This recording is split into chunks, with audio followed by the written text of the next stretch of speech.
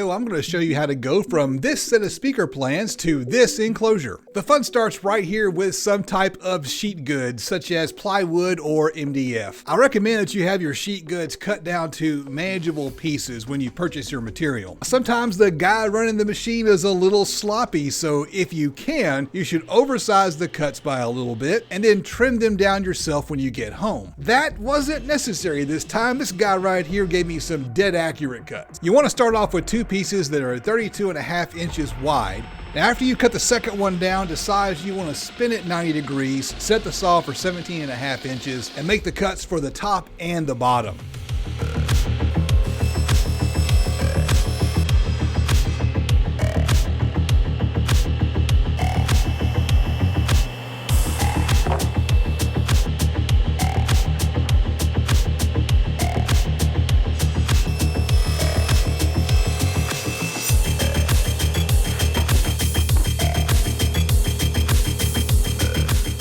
The rest of the pieces are all 14 inches tall, so set the fence to 14 inches and rip down the rest of your material. Make sure one of those pieces is 32.5 by 14. That's going to be the back of the enclosure.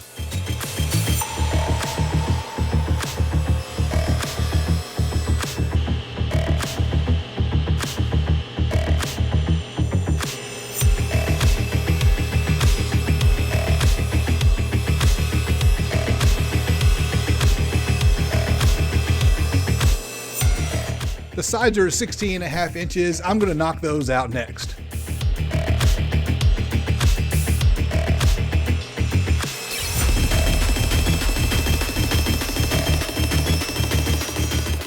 You will notice that I'm taking the time to label all of the parts with a Sharpie. This project has a lot of pieces and this will help keep you organized. The baffles and the braces are all 14 by 13.25, so set the saw to 13.25 and make a few cross cuts. You want to cut out those 6 pieces all together. Their first port wall is 14.25. You're going to need 2 of those, and the second one is 9.75. Again, you'll need 2 of those.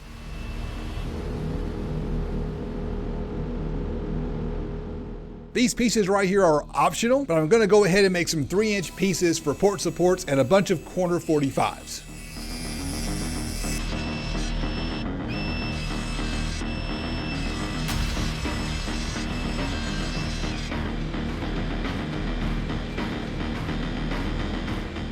Before you move on to the next part of the build, you want to do a dry fit to make sure everything's right.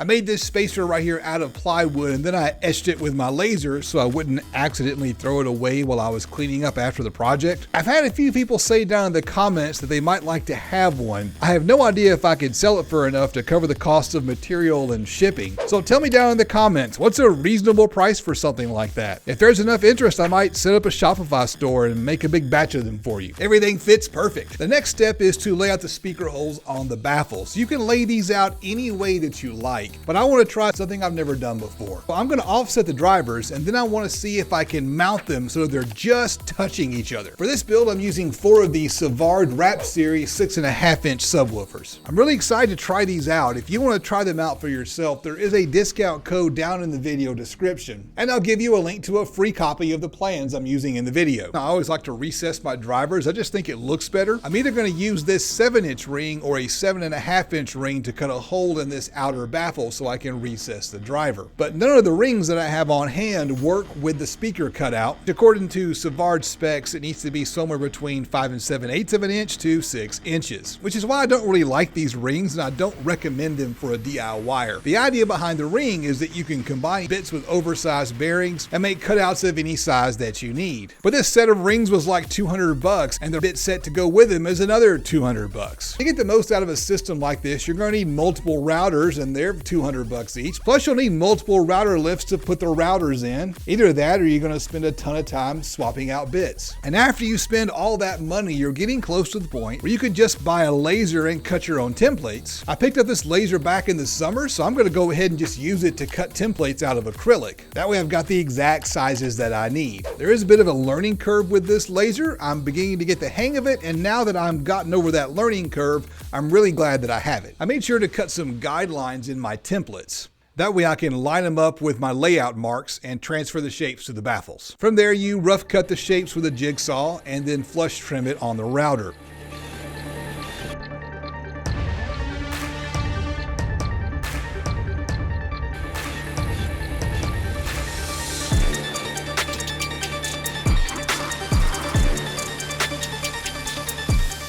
I do like flush trimming with templates on the router because I have really good dust collection on my router table. But to be honest, for the typical DIYer, I recommend that you get a Jasper circle jig. It's a lot cheaper than the rings and probably a lot faster than taping these rings down and making flush cuts. After I've got the cutouts in the inner baffle, I'm going to use the first inner baffle, the left side, and just tape it to the other inner baffle, the right side. Flush trimming is going to give me an exact copy. The process is the same for the outer baffle.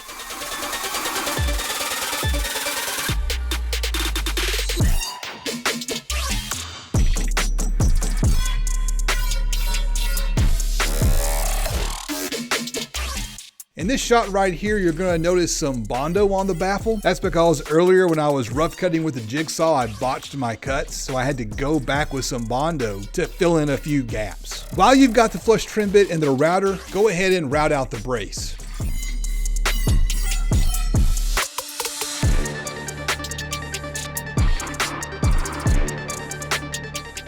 I'm going to need a 2 3/4 inch hole for my speaker terminals. Those will be in the sides of the enclosure. Again, I made a template with the laser and now I'm cutting those out with the router. Now at this point, I'm done with all the flush trimming. You want to do all your flush trimming at the same time so you're not wasting time swapping out router bits. So in goes a roundover bit, and everything that needs a roundover gets a roundover right now. That's going to be the outer baffle and it's going to be the inside edges of that brace.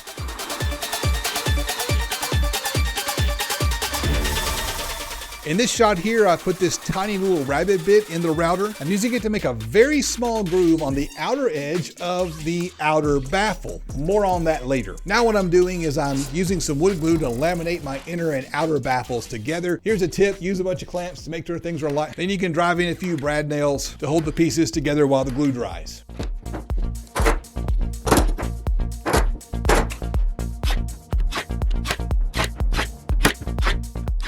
After that, you can go ahead and put the port pieces together. There are 2 port assemblies, a left one and a right one. While I'm putting these together, I'm going to go ahead and attach a corner 45 and a support piece at the end of the port. Then it's back over to the router to put a roundover on the end of the port and in that inside corner.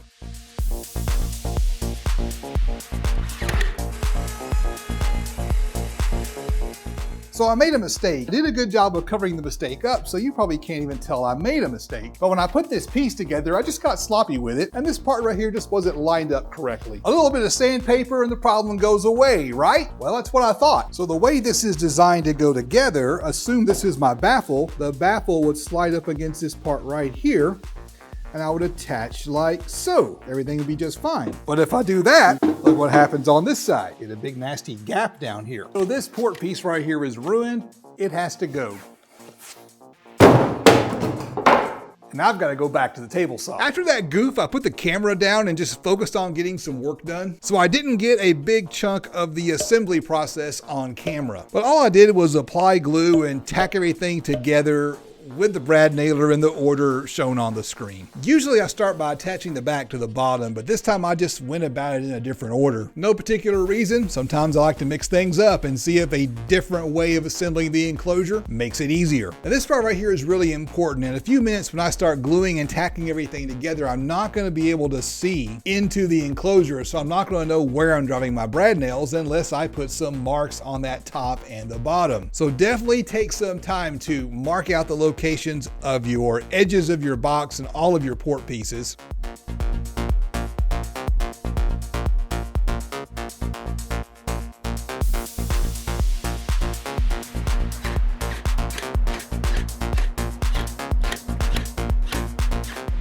Even though the enclosure is now fully assembled, there's still a lot left on the to-do. All of that's going to be in this playlist right up here. Before I go, I need to say thank you to all of my patrons, with an extra thank you to $25 and up patrons: Dylan, Bo, Baba, JD America, Fargo, Jonathan, David, and Paul. I'm Justin. This is the DIY Audio Guy YouTube channel, and I will see you on the next adventure.